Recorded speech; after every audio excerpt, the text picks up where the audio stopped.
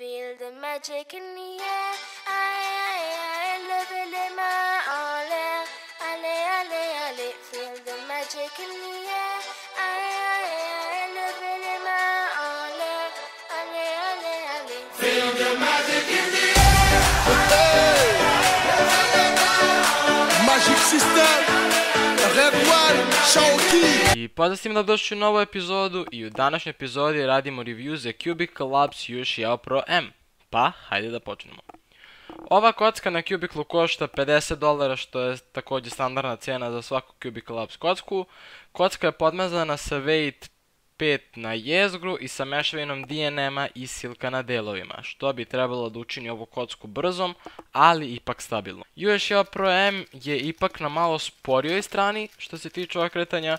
Ovo nema nikakve veze sa Cubiclom, već je to do same kocke.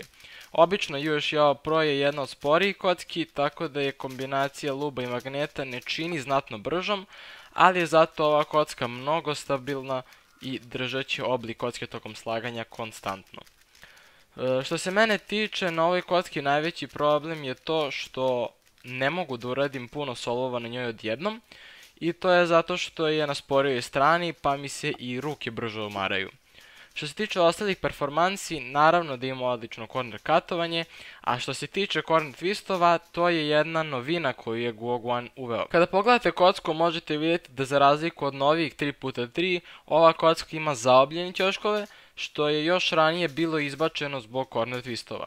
Međutim, uveli su novi mehanizam sa znatno većom bazom kod ćoška, što zalazi dublje do jezgra i to sprečava corner twistovanje. E sada, da li kupiti ovu kocku, to je dosta diskutabilno.